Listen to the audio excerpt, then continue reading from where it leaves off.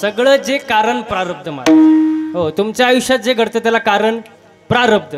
हा, मग राजा गादीवर आपला विषय होता. बैल गोठ्यात, कुत्रा दरवाजात, बेडूक पाण्यात, खेकड दगडाखाली. कारण प्रारब्ध महाराज. ते तुम्ही बदलू शकत नाही. मला एक सांगा, कुंभाराने 3 मडकं बनवले. किती? 3. एक मडकं दहीहंडीला वापरलं, एक मडकं दहाव्याला वापरलं आणि एक मडकं घरी पाणी प्यायला वापरलं. कुंभाराचा काय दोष?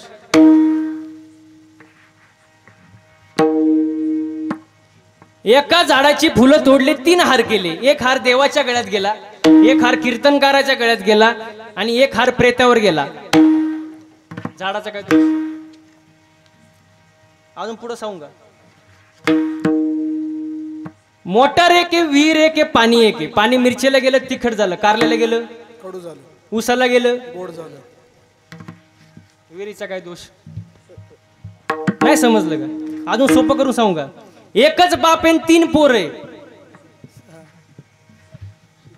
टाळकरी मंडळी, एकच बाप आहे, थोरलं दारू पिते, मधलं जुगार खेळते, लहान पोरगी घेऊन पळून गेलं. बापाचा काय दोष? म्हणजे ज्याचं त्याचं काय प्रारब्ध. बस बस, प्रारब्ध आहे. आणि एवढं सांगून जर तुम्हाला समजत नसेल तर तुमचं काय प्रारब्ध. त्याला मी काय करू शकत नाही. अन्न मान धन हे तो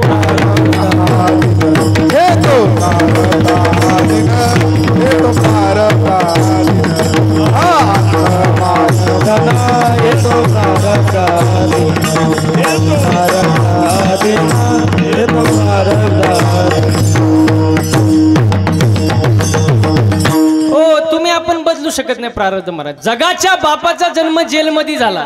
कोणाचा? जेलमध्ये कोणाचा जन्म झाला? कृष्णाचा. कारण त्याचे प्रारब्ध आहे महाराज. देवाला चुकत नाही महाराज. एकाचा जन्म जेलमध्ये, एकाचा जन्म राजवाड्यात. कोणाचा? रामाचा.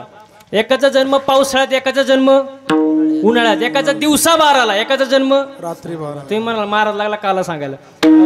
एकाचा जन्म अष्टमीला, एकाचा जन्म नवमीला. म्हणजे ज्याचं त्याचं काय प्रारब्ध. याच्या पुढे जाऊन सांगतो बघा. गाया वळणारा कृष्ण द्वारकेचा काय झाला? राजा. राजा झाला. आणि त्याचा सक्का मित्र सुदामा पोहे बांधायला फडकं नाही. ज्याचं त्याचं गेलं. सुदामा बाबा गेला आपला कृष्णाला भेटायला. द्वारपालाने अडवलं. अरे द्वारपाले कन्हैया से कह दो किधर पे सुदामा करीबा गया है, किधर पे सुदामा करीबा गया है.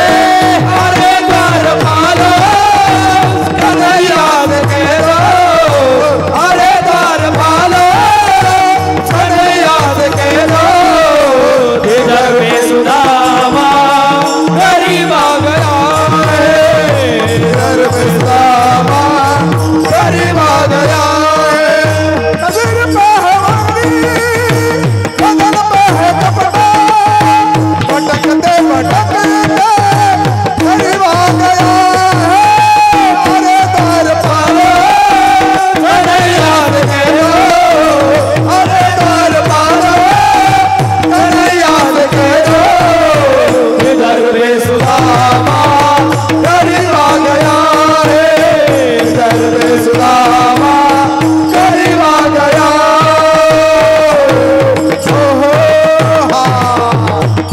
वा वा वा. ज्याचं त्याचं प्रारब्ध. कृष्ण राजा, सुदामाला पोहे बांधायला फडकं नाही मारलं. हो, याच्या पुढे जाऊन सांगतो. याच्या पुढे जाऊन जर समजलं नसेल तर प्रारब्ध कसं असतं बघा. काही मुलींनी बापाच्या घरी एवढ्या मजा मारल्या महाराज. खालेलं ताट उचलायचं नाही, खालेलं असं डोकलून द्यायचं. एवढी मजा. तिला असा नवरा भेटला दुसऱ्याच्या घरी भांडी घासायला गेली. ज्याचं त्याचं. आणि काही मुलींनी एवढे कष्ट केले महाराज. शाळेत नोटीस आली, 100 रुपये भरान सहलीला चला. ती म्हणली मॅडम मी सहलीला आले असते पण त्यासाठी माझ्या आईला कोणाच्या तरी शेतामध्ये दिवसभर काम करावं लागत, तेव्हा 100 रुपये भेटतील म्हणून मला सहलीला यायचं नाही. तिला असा नवरा भेटला, कपाटाच्या चाव्या कमरेला आल्या. म्हणजे ज्याचं त्याचं काय प्रारब्ध आहे महाराज. आणि प्रारब्ध तुम्ही बदलू शकत नाही. आपल्या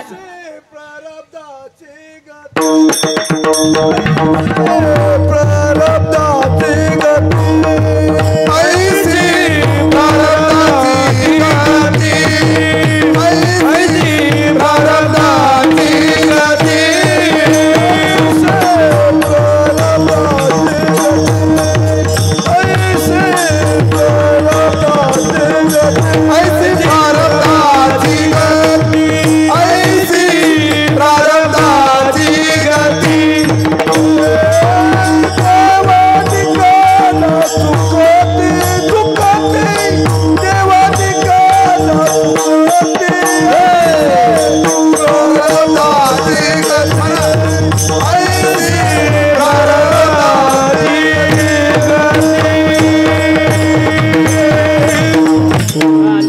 चुकत नाही महाराज प्रारब्ध हे सांगायचं होतं बाबांना.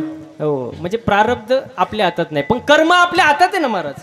कर्म कसं वागावं कसं बोलावं कसं राहावं कोणाच्या हातात आहे? कोणाच्या हातात आहे? आपल्या हातात आहे ना. आणि त्याचंच फळ आपल्याला पुढं मिळणार आहे महाराज. प्रारब्ध आपल्या हातात नाही पण कर्म आपल्या हातात आहे. बघा तुम्हाला उदाहरण देऊन सांगतो. बघा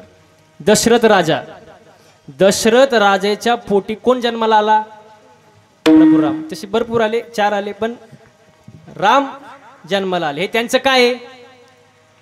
प्रारब्ध आहे. पण तोच दशरथ राजा पुत्र शोकाने गेला हे त्याचं काय आहे? कर्म आहे. वा कर्म आहे. म्हणजे कर्म आपल्या हातात आहे प्रारब्ध आपल्या हातात नाही महाराज. हो म्हणून चांगलं वागा चांगलं बोला चांगलं राहा. माणसाचं परमार्थामध्ये चालणं बोलणं राहणं उठणं बसणं वागणं यात बदल झाला पाहिजे तेव्हा परमार्थ होत असणार. आपल्याला चांगलं बोलता सुद्धा येत नाही महाराज. आपल्याला चांगलं बोलता सुद्धा येत नाही. चांगलं बोल. मी एका ठिकाणी कीर्तनाला गेलो. गुजरात वापीमध्ये कार्यक्रम होता गुजरातला आणि कीर्तन झालं आणि मला खुर्ची आली. मी खुर्चीवर बसलो. एक माणूस आला माझ्याकडं पाया पडला. खिशातून 200 रुपयाची नोट काढली. टाळकरी म्हणजे खिशातून 200 रुपयाची नोट काढली आणि पायावर ठेवली. मी म्हणलं हे कशासाठी बाबा? तो म्हणतो कुठंच चालत नव्हती.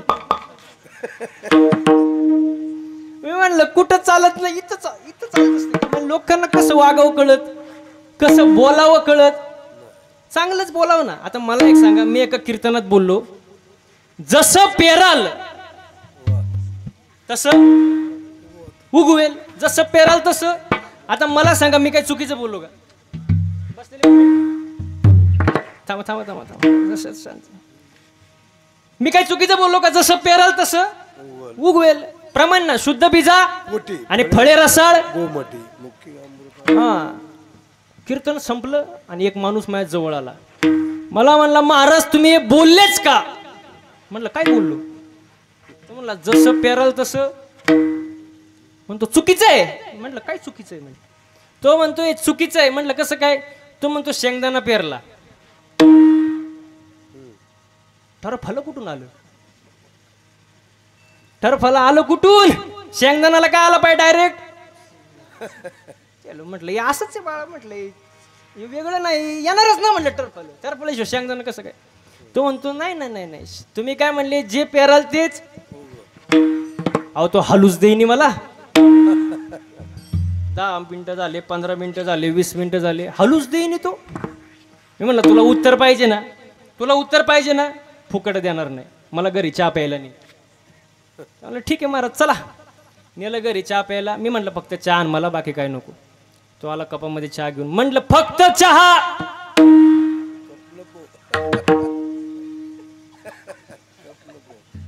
तो म्हणतो चहाच आणलाय खारी बिस्किट टोस्ट. अरे फक्त चहा. कप बिप नाही फक्त. तो म्हणला फक्त चहा कसा आणायचा? कप. मी म्हणलं फक्त चहा पाहिजे मला बाकी काय नको. तो म्हणतो कपाशिवाय चहा कसा? मग म्हणलं टरफलाशिवाय शेंगदाणा नाही. तो म्हणतो तुमचा कुठं नादी लागा. म्हणलं तुला पहिली अक्कल नव्हती का? अहो अशी लोक असतात महाराज काय सांगू. विठाला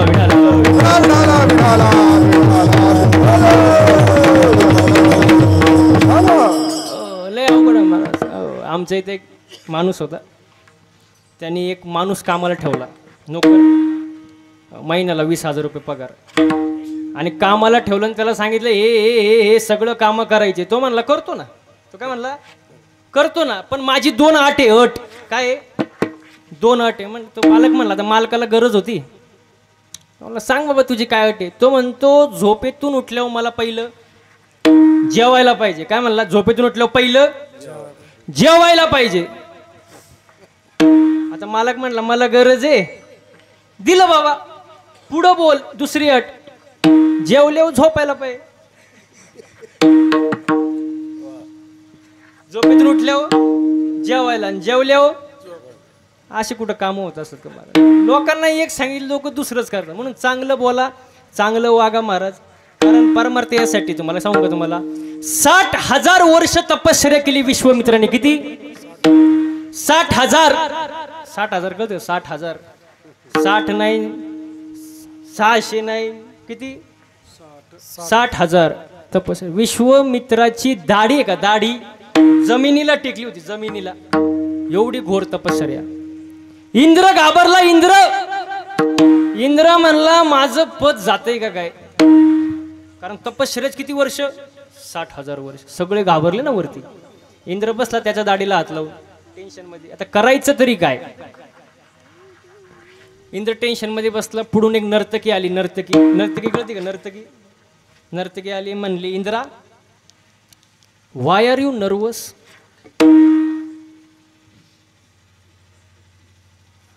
ते म्हणली why are you nervous. Indra म्हणला कॉम्प्लिकेटेड केस कॉम्प्लिकेटेड आहे.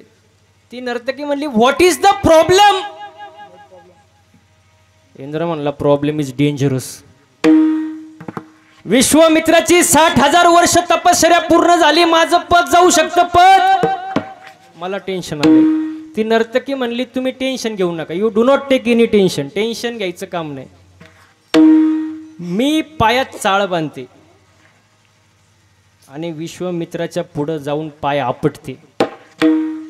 तेच केलं ना तिने. पायात चाळ बांधला आणि विश्वामित्रा पुढे जाऊन पाय आपटला. अहो डोळेच उघडले त्यांनी. कोणी. आणि तपश्चर्या किती वर्ष. अहो गेली नाही का झटक्यात तपश्चर्या, काय राहिली.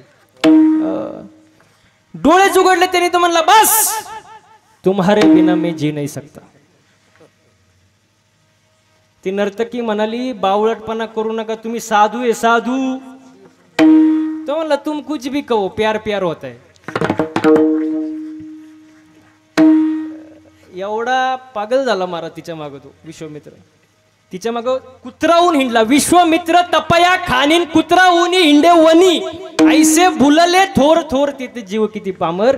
सांगण्याचं तात्पर्य तुमचे 2 अभंग कमी पाठ असले तरी चालतील, 2 ओव्या कमी पाठ असले तरी चालतील, एखादी चाल म्हणता नाही आली तरी चालेल, एखादा बोल कमी वाजवता आला तरी चालेल, पण परमार्थामध्ये आचरण खूप महत्वाची गोष्ट आहे महाराज. जीवनामध्ये आचरण पाहिजे महाराज. हो, नाही तर काही उपयोग नाही महाराज. आणि आपल्या संप्रदायामध्ये एक गोष्ट कायम आपण जपली पाहिजे. आपल्या संप्रदायातल्या लोकांना कधीच नाव ठेवायचं नाही. नाव ठेवूच नाही. का तुम्हाला सांगतो. पोराला हिरा सापडला. पोराला हिरा सापडला आणि आता त्याला काय माहिती हिरा काय असतो. त्याने दिला फेकून, चालतंय ना. त्याला माहीत हिऱ्याची किंमत त्याला माहीत नाही. तो हिरा त्याच्या आईला सापडला, तिने दिला तो फेकून, त्याला किंमत माहीत, तिला किंमत माहीत नाही. तो हिरा परत सोनाराला सापडला, सोनारानेही दिला फेकून, त्याला किंमत माहीत नाही. पण रत्न पारख्यानी तो हिरा कधी फेकून देऊ नाही, कारण तो त्याच्यातला तज्ञ आहे महाराज. त्याला त्याची किंमत माहिती आहे महाराज. मग कोणी कोणालाही फेकावं, आपण आपल्या माणसाला फेकू. आपल्या माणसाची किंमत आपण ठेवली पाहिजे ना महाराज. लोक नाव ठेवायलाच आहे महाराज. समाजच तसा आहे महाराज. समाज हा नाव ठेवण्यासाठीच असतो महाराज. हाती चले बाजार कुत्ते बुके. हाती गावात आल्या म्हटल्यावरती कुत्र्याने भुकलंच पाहिजे ना. कुत्र जर भुकलं नाही तर हातीचा अपमान आहे. हाती गावात आलं कुत्र भुक नाही, हातीचा तो अपमान आहे. फक्त हातीने एक करायचं. काय करायचं. माग वळून पाहायचं नाही, मस्त डुलत चालायचं. मस्त डुलत चालायचं, टेन्शन घ्यायचं नाही. हातीने डुलत. कुत्र काय करतात, भुकतात नंतर एकमेकावच कुदतात. हाती गेला ना निघून. कोणी निंदा कोणी आमचा सोयीताचा धंदा. आचरण जीवनात फार महत्वाचे आहे महाराज. विठाला.